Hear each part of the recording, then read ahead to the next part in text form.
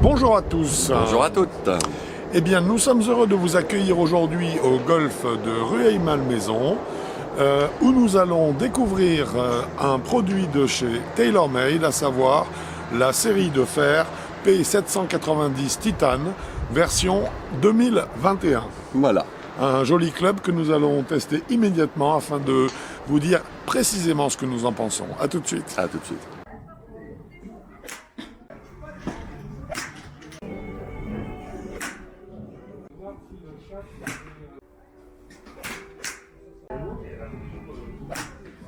Eh bien, ça y est, mon cher Quentin, nous avons testé ce P790 Ti pour Titanium. pour Titanium, c'est très important. Nouveauté 2021. Oui, à plus d'un titre.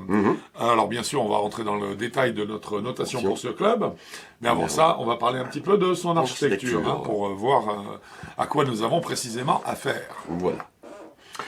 Alors, à savoir tout d'abord que malheureusement, ce P790 n'est pas disponible pour les gauchers. N'est pas disponible pour les gauchers, il n'existe que pour les droitiers.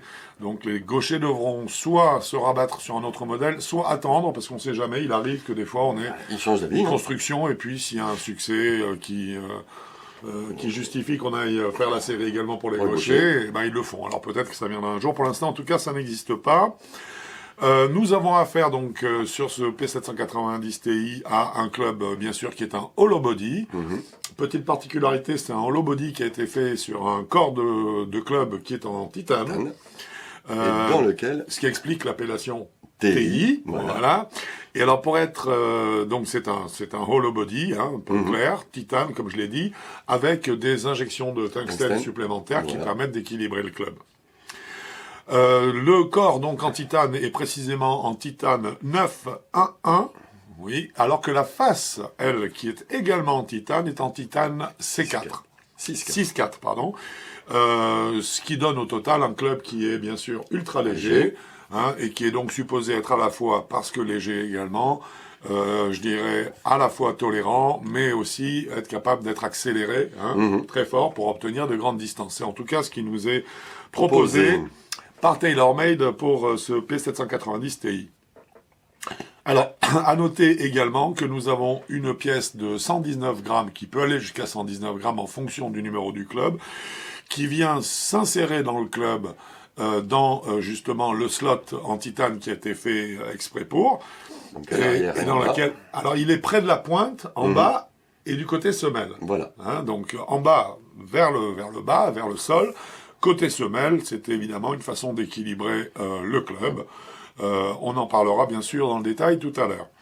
Enfin, pour finir avec ce P790 Ti, on a bien sûr le fameux Speed Foam de chez TaylorMade, qui avait pour but officiellement au départ d'uniformiser le coefficient de restitution du club sur la totalité de la phase de club pour le rapprocher le plus possible des 0,83, qui sont la norme. Aujourd'hui, il n'est plus proposé que pour augmenter le feeling et la douceur du coup, à croire que en fait son rôle d'unificateur, on va dire, du corps n'était peut-être pas ce qu'il fallait mettre en évidence, parce que peut-être que ça ne fonctionne pas autant qu'on aurait pu l'espérer. Voilà. On en parlera bien sûr dans le détail. Alors à noter également, avant d'attaquer cette notation, à noter que ce modèle est un modèle qui a eu énormément de succès chez TaylorMade, dans sa version, voilà, dans une des 2 ou 3 versions qui ont précédé, nous avons testé sur Avigolf la toute première, et je crois la deuxième également. Donc c'est un club qui avait jusque-là un énorme succès, donc c'est un club important pour cette marque. Un club qui était aussi un des premiers, rappelons-le, un des premiers hollow body qui soit appliqué à des clubs de grande série. Et un club qui était remarquable notamment par sa puissance, et auquel, à l'époque, nous reprochions simplement un petit manque de précision. Voilà, là je pense qu'on a fait un tour assez complet, à la fois dans l'historique de ce modèle, et dans l'architecture évidemment de ce P790 Ti. Donc, mon cher Quentin, je te propose d'attaquer la notation. Vous en avez l'habitude, notre premier chapitre, c'est toujours la qualité des matériaux, pour plusieurs raisons. C'est d'abord pour savoir si le club déjà est agréable à jouer, à voir. Et puis deuxièmement, ça va également conditionner sa durabilité. Sa longévité, exactement. Hein. Plus les matériaux sont de qualité, plus les assemblages sont propres, vous avez des chances de retrouver avec des clubs qui aient encore un look décent d'ici quelques années. Et également, bien sûr, ça rentre en ligne de compte pour le maintien de la performance du club. Hein. S'il y a une dégradation des matériaux, il y a une dégradation de la trajectoire. Voilà, et surtout de la réponse mécanique que le club propose. Hein.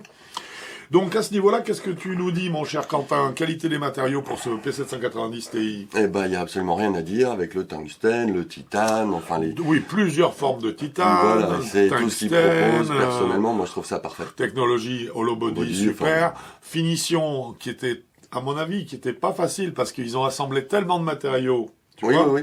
Tellement de matériaux sur une tête de club où on retrouve les systèmes d'injection, etc., que c'est très méritoire. Hein. Tout à fait. Donc, on va lui donner donc les deux points, bien sûr, que ce club pouvait prendre. Et s'il y en avait eu 3 possibles, on les lui aurait donné parce qu'il n'y a rien à dire à ce niveau-là. Hein. Donc 2 points. Qualité statique maintenant. Comment est-ce que tu as trouvé que ce Fair 7 que nous avons testé donc dans cette série-là reposait? Il repose aux petits oignons. Et il repose très bien. Il indique bien que la balle doit se trouver au milieu des pieds. La semelle ne le rend pas versatile. Quand on bouge un peu le club vers le talon, vers la pointe, ça reste vraiment dans le bon axe. Donc là-dessus, pour moi, la statique est magnifique. Le club est très bien étudié à ce niveau-là. Hein. Là, on sent qu'il a été étudié dans l'optique d'un golf performance, hein, c'est-à-dire que c'est vraiment très propre. Surtout, je dirais que c'est assez intéressant combiné en fait à la quantité d'offset de ce club. C'est un club qui a 3,2 mm d'offset pour le Fair 7. Malgré ça, on n'a pas l'impression d'avoir un offset trop important. Je trouve qu'on a une relation relativement directe avec la balle, hein, et qui en plus, comme tu le disais tout à l'heure, a un bon emplacement. Hein. Voilà. Bon, il y a quand même le Fair 7 qui est à 28,5 degrés. Ah, alors ça c'est un élément important, on en a parlé, hein, évidemment. C'est une question qui revient souvent. Hein. Souvent on nous dit, ah oui, mais enfin il triche là, parce que vous regardez le loft, il est à 30 degrés. On sait que la norme, qui date de 1965, hein, il faut quand même le savoir, enfin en tout cas qui nous est transmise depuis 1965 régulièrement, cette norme, c'est 34 degrés pour un Fair 7, mais à l'époque, les manches et les balles n'avaient pas la faculté de faire monter la balle qu'ils ont aujourd'hui, et les balles n'avaient pas cette faculté à grimper. Donc, en fait, toutes ces combinaisons font que si on maintenait les lofts d'origine, là, il y a des balles on aurait des balles qui seraient beaucoup trop hautes, en fait. Hein, beaucoup trop hautes. On aurait carrément des trajectoires de balles presque incontrôlables tellement elles seraient hautes. Donc, il est logique, en fait, de quelque part diminuer le loft pour compenser la facilité avec laquelle l'élévation va se produire. Là où ça devient pour nous un petit peu, entre guillemets, la porte ouverte à un petit peu de tricherie, soyons clairs, de la part des fabricants, c'est lorsqu'on descend en dessous des 30 degrés. Là, on est à 28,5, c'est vrai, mais on ne l'a pas pénalisé. Pourquoi? Parce qu'en fait, sur les trajectoires de balles qu'on a notées... ce sont des trajectoires de Fair 7. De Fair 7, et non pas des trajectoires de Fair 9 avec une longueur de manche de Fair 6. Voilà. Hein? Donc, en fait, si vous voulez, cette recherche systématiquement de loft du club égale triche ou pas de la part du fabricant, elle est relative. Parce qu'en fait, elle tient compte, le fabricant a tenu compte de tout ce qui fait monter la balle, et à un moment, il faut bien quand même arrêter de la faire monter, il faut qu'elle avance. Et pour ça, qu'est-ce qu'ils font? Ils adaptent un petit peu le loft, de façon à ce que ça reste une trajectoire de balle cohérente. Voilà. Donc... nous lui avons mis les 2 points possibles. Exactement. Nous allons parler maintenant de la stabilité de ce club, et donc forcément, nous allons parler de son moment d'inertie. Je te laisse l'honneur, mon cher Quentin. Merci. Alors, au niveau de stabilité, j'ai trouvé le club assez facile à bouger. Même très facile. C'est un club qui est pas assez facile, qui est facile à bouger, facile à mettre autour de soi. Oui, c'est ça, on le fait tourner facilement. On le fait tourner facilement. Le seul petit défaut, c'est toi qui me l'avais bien montré, c'est que la face de club, elle est un tout petit peu versatile. C'est de temps en temps un peu à droite, un peu à gauche. C'était quelque chose d'un peu perturbant. Le moment d'inertie n'est pas, et pourtant, tout a été fait pour qu'il soit magnifique, le plus important possible. Pourquoi? Parce qu'on voit bien que TaylorMade a joué avec des matériaux très lourds. Par exemple, tungstène, qui, vous le savez, en suédois signifie pierre lourde. Voilà. Et ensuite, il a marié ce tungstène avec des éléments ultra légers, par contre, comme le titane. Oui, et donc ils sont arrivés ils avaient en tout cas tous les moyens pour qu'on ait une stabilité maximale. Mais moi, j'ai trouvé que la phase de club, bouger un peu. eh ben, en fait, si tu éternuais, Oui. eh oui, elle ne restait plus stable du tout. Je l'ai trouvée un petit peu active dans la redescente, notamment avant l'impact. Ce qui fait qu'en fait, on n'a pas, je dirais, un moment d'inertie qui est tel que le club reste stable et linéaire dans sa fermeture, par exemple, en descendant. Oui. Donc, pour moi, on ne pouvait pas lui attribuer 2 points, c'est pas possible. Hein, et donc, on a estimé, toi et moi, que 1,5 était tout à fait correct pour ce club. Stock option, stock shaft, stock grip, TaylorMade se montrera-t-il à la hauteur des autres grands constructeurs que sont Ping, Callaway, Mizuno, Wilson? Eh bien, oui. Complètement, c'est pas difficile. Il y a au minimum 10 shafts différents. Oui. Donc, et dans chaque shaft, il y a différentes flexibilités et différents poids. Donc, c'est vraiment 10 shafts complètement différents. Oui, vraiment 10 shafts, absolument. Et 15 grips. Ouais, alors là, ça, un grand bravo à TaylorMade qui, à contresens de certains, enrichit son offre de grip. Oui. Hein, là où d'autres deviennent un peu trop minimalistes à ce niveau-là. C'est super important parce que ça permet de bien personnaliser le club. Oui, comme le disait Sam Snead, un golfeur ne peut pas être meilleur que son grip. Donc, il faut faire attention à où on le pose. Et là, TaylorMade l'a bien compris, 15 grips, c'est vraiment super. Et donc, sur les 2 points... Bah, obligé, mettre 2, hein. Carton plein, 2 sur 2. Nous allons parler de puissance. De Smash Factor. Notamment... Alors, Smash Factor, dis-nous un petit peu où est-ce qu'on a réussi à grimper cette P790 Ti. Alors, le P790 Ti a été très facile à monter jusqu'à 1,35, mais il n'est jamais allé au-delà. On n'a pas réussi. Non. Par contre, on a fait du 1,35 comme qui rigole. Hein. Ça, facile. Ça, 1,30, 1,33 et 1,35, c'était tous les jours. Mais ça, par contre, ça a été au niveau de la puissance, ça a été quand même un ton, j'ai trouvé, en tout cas au niveau du ressenti, un ton en dessous de ce à quoi nous avait habitué la première, deuxième génération du P790 tout court. Oui.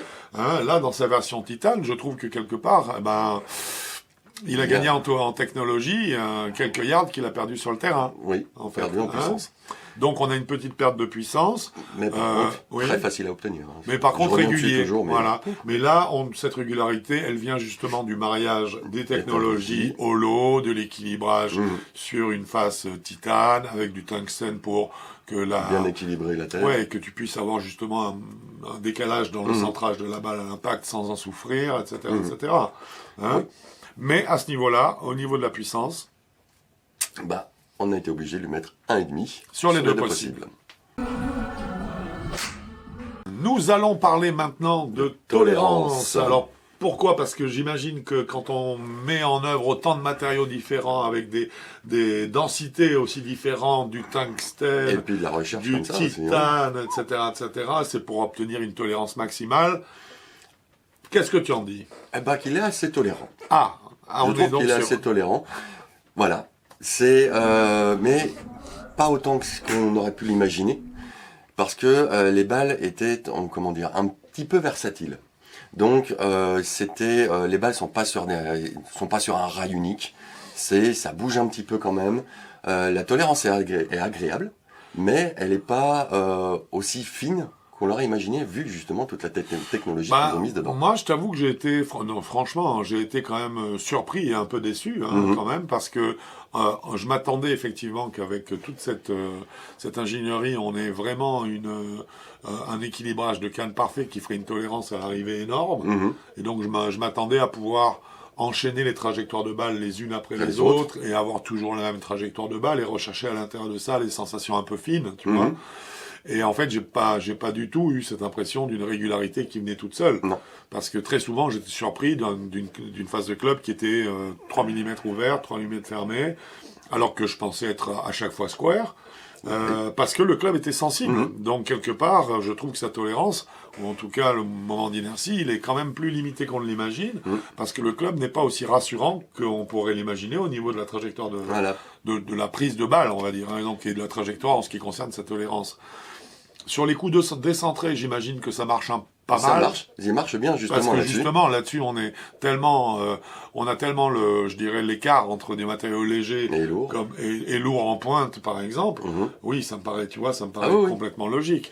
Mais quand on les centre, là, c'était un petit peu différent. Une fois qu'elles sont centrées et que tu les centres toutes, effectivement, tu te rends compte que ça suffit pas de les centrer, quoi. Hein. Il faut rester un petit peu alerte, hein, Oui. on va dire dans le swing. Faut pas penser que c'est fini fait une pas fois tout qu'on seul. a relancé la canne. Hein. C'est pas exactement ça. Non.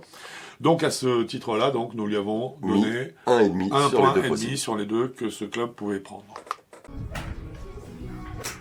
On attaque les choses plus sensibles, puisque nous allons parler maintenant, mon cher Quentin, de trajectoire de balle, de la qualité des trajectoires que ce P790 Ti nous propose. Alors moi j'ai trouvé qu'il mettait la balle facilement en l'air. Oui, ça c'est très Là, il facile. n'y a pas photo. Sauf que j'avais l'impression que la fin était un petit peu poussive. Pour moi, la balle, à la fin de la trajectoire, c'était un peu... je me plante. Ça faisait un peu bizarre, parce que la balle partait quand même pas trop mal. Mais ça... J'aimais pas trop, en fait, cette espèce d'essoufflement de la balle à la fin de la trajectoire. Même pour un faire 7 quand même. Parce qu'on sentait vraiment la balle mourir sur place et pas tomber avec un peu de puissance. Après, aussi au niveau des un peu de latéralité, c'est vrai que là... on pouvait assez vite, au niveau des trajectoires, faire d'un petit fade, ou draw, plus ou moins contrôlé, ou plus ou moins pas contrôlé du tout. Donc, je suis absolument c'est pour ça que là, les trajectoires, j'ai trouvé ça un peu bizarre par rapport au public concerné. Le seul avantage que j'y ai trouvé, c'est justement sa facilité à mettre la balle en l'air.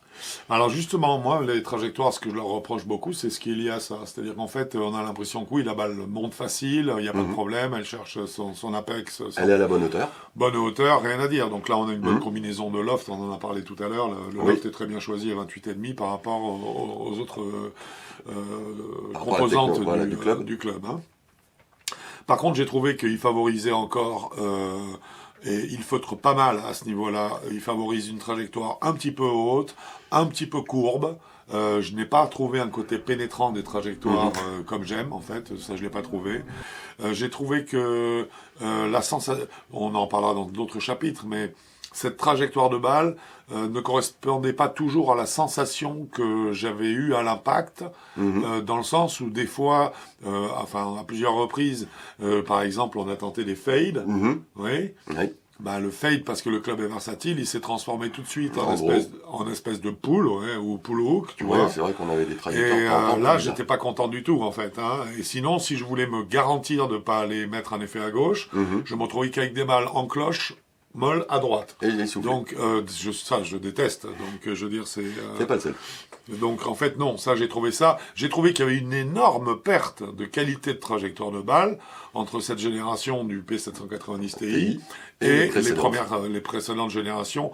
On l'a testé en P790 et on l'avait testé également une fois en titane. Oui. Je crois que la deuxième mouture qu'on a testée était également en titane, me semble-t-il, de mémoire. À vérifier. Mais cette fois-ci, j'ai trouvé un appauvrissement des trajectoires, ce qui fait qu'on en parlera tout à l'heure au niveau de la note, on n'aura pas les 2 points sur 2. Non. Mais ça se retrouvera également aussi au niveau des sensations et par ailleurs aussi au niveau du feedback, parce que on ne peut pas toucher des éléments aussi importants que ça sans que ça ait des répercussions sur les autres. Je veux dire, très clairement. Complètement. Donc, trajectoire de balle, non. Moi, j'ai été franchement déçu. Je m'attendais à vraiment être beaucoup plus dans l'esprit du P790. Et là, je me suis retrouvé avec... autre chose. Voilà, autre chose. Tout. Autre chose. Point final. Donc, sur les 2 points possibles, nous lui avons attribué 1 point. Nous allons parler de spin, d'effet, notamment de backspin. Oui. Comme on l'a vu, comme la balle monte assez vite, pas super haut par contre, elle monte assez vite, elle a pas mal de backspin, et après elle a quand même des petits effets latéraux, plus ou moins volontaires comme on l'a déjà dit.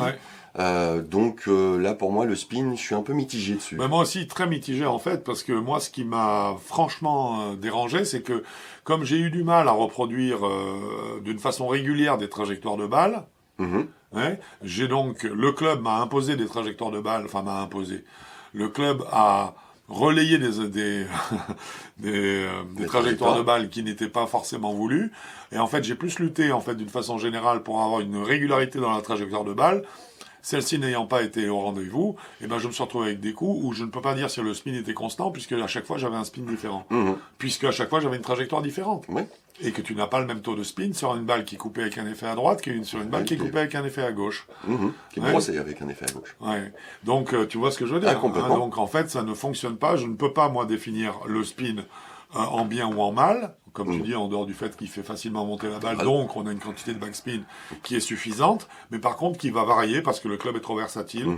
Donc en ce qui me concerne en tout cas, il n'y a pas de doute, il ne pouvait pas prendre les 2 points, et donc il n'en prend que 1 sur 2, ce qui j'estime est vraiment bien noté. Bien noté, oui. Nous allons maintenant aborder la question du feedback, les informations que le club nous donne à l'impact, le retour d'informations, donc. Oui. Qu'est-ce que tu en as pensé, mon cher Quentin? Eh ben, j'ai eu beaucoup de mal à avoir le moindre feedback, en fait. La seule chose que j'ai sentie, c'était l'impact. Mais par contre, je ne savais même pas où était l'impact dans la phase de club.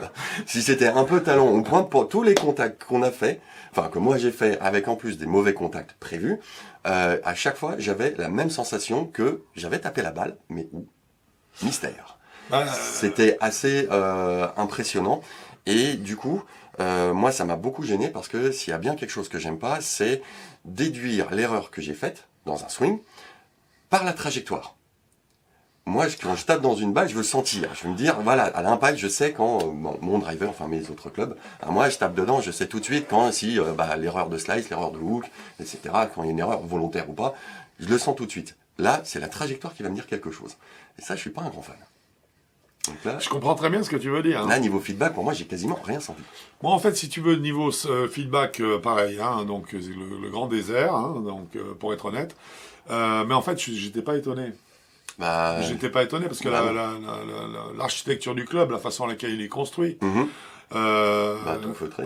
Attendez, on est sur du hollow body. Avec un matériau super léger au milieu qui est le titane, qu'on alourdit avec du tungstène. En pointe et en talon.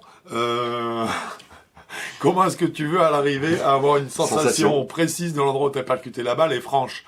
Tu vois ce que je veux dire? C'est impossible. Ce club-là, c'est un club qui est, pour moi, il est muet, quoi, je veux dire. J'ai senti que je la tapais, c'est tout. Oui, mais par contre, il n'y a pas de richesse de retour d'information. La sensation il n'y en avait pas. Est très, très, très pauvre, en fait. Donc, à ce niveau-là, je pense qu'on lui a attribué un demi-point, et je comprends je veux dire, on a beau chercher dans tous les sens. On ne peut pas faire mieux. On peut pas faire autrement. Donc, je veux dire, ça me paraît absolument normal. On ne sent rien. Pour ce 790 790 Ti. C'est bien dommage, surtout que, en fait, les modèles précédents, pour en revenir là, alors c'est sûr qu'on était beaucoup plus dans la première mouture sur de l'acier tout court, sur la deuxième acier titane. Là, voilà. Je trouve que c'est nettement inférieur à ce que ça a été, et donc nous lui avons attribué un demi-point sur les deux possibles. Nous allons finir ce test par, bien sûr, nos sensations, comme d'habitude. Donc, oui. Et puis, une fois de plus, tu as l'honneur. Je te laisse nous décrire ce que tu as ressenti avec... Très aimable. Un plaisir. Be my guest. Voilà. Avec ce P790 Ti. Alors, déjà, moi, je l'ai trouvé très rassurant dès le départ en le prenant. C'est un club qui est beau, qui est rassurant. Il est beau. Il est pour en pause. On se dit, ça va être facile à jouer. Et en effet, il est facile à jouer, facile à mettre en mouvement, très agréable. Ça, c'était le côté... le club est bien équilibré. Bien équilibré. C'est assez centré. Voilà, assez léger. Léger, absolument. Je suis pas un grand fan de léger, mais très bien équilibré. Je me permets, excuse-moi, de dire juste une petite info, c'est que Taylor, sur le site, précise bien que c'est pour un résultat, donc tout ce travail technologique, technique et tout, pour un résultat super lightweight. Mais c'est réussi. Et donc là, on est sur du super lightweight. C'est TaylorMade qui le dit. Oui. Donc ça veut dire qu'on est, sur du club très léger. Donc quelque part, ça m'étonne pas qu'en termes de feedback et autres, on ait été si déçus, en fait. Déçu, moi, c'était le toucher qui était... et là, maintenant, parce que là, on en est sur le toucher, la parenthèse est refermée. Et donc, il a un côté rassurant et apparemment assez facile à jouer. Mais par contre, c'est un club qui, pour moi, qui n'a quasiment pas d'âme. C'est un club un peu vide et un peu creux. On fait un swing, on fait le swing, mais c'est tout. Il n'y a pas de ressenti, il n'y a pas il n'y a rien dedans qui va expliquer tout ce qui est agréable à faire, qui va donner des informations sur, tiens, là c'est un petit draw. Les sensations sont agréables en général, mais il n'y a aucune précision dans les sensations. Non, voilà. c'est ça. Il n'y a aucune précision. Un grand flou. Voilà. Un grand flou, oui, absolument. Ça, je suis complètement d'accord. Donc c'est pour ça que... Grand feutrage, grand flou. Oui. Personnellement, pareil. Hein. J'ai trouvé le club très agréable à mettre en mouvement autour du corps, facile, parce que là, bon, justement, on est sur du super léger, hein, donc on peut y aller. Y a pas à dire. Mais par contre, je me suis rapidement dit, mais là, on n'est pas du tout dans la gamme du P790 en termes de niveau de jeu. Pas tant que Parce ça. que là, on est sur une gamme qui me fait penser plus à un club... Pas senior, mais un club pour vitesse tranquille. Et puis pour joueurs plus en milieu de classement. Voilà, quoi. milieu de Je veux dire, classement. c'était un club avec lequel on allait chercher quand même la performance. À l'époque, on lui reprochait un petit manque de précision. Aujourd'hui, ça s'est pas arrangé. Ah, bon, ça s'est bien un peu Parce détérioré. qu'au contraire, c'est détérioré. On a un moment d'inertie qui est plus faible, une phase de club qu'on a beaucoup plus de mal à contrôler, et les trajectoires qui jaillissent du club à une grande vitesse. Ça vient vite de mettre une balle à droite et à gauche, donc une tolérance qui au final n'est pas si grande que ça. Franchement, j'ai été terriblement déçu, quoi.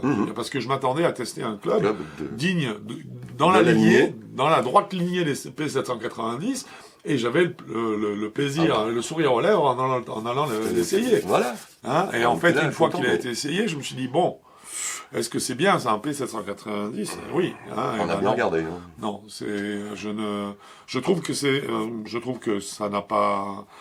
Ça, malheureusement, cette mouture n'amène pas un plus dans la ligne de ce qu'ont fait les moutures précédentes et donc ne s'adresse pas au même type de joueur. Voilà.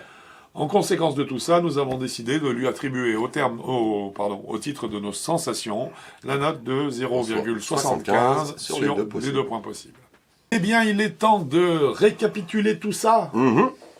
Nous allons bien sûr donner la note finale. Et si nos calculs sont bons, mon cher Quentin, ça nous donnerait... 13,75 sur 20. Voilà, 13,75 pour une gamme de joueurs qui, selon nous, après mûre réflexion... On a bien réfléchi. On a bien réfléchi là-dessus. Ça nous a mis pris un petit peu de temps. Un petit peu de temps, oui. Là, pour nous, on estime de 18 à 36. Exactement. Voilà. Donc on voit bien, cette gamme l'indique, que ce P790 Ti n'est pas exactement dans la lignée des modèles précédents, puisqu'on avait estimé, il me semble, que la mouture numéro 2 c'était du 12-24. 12-24. Ouais.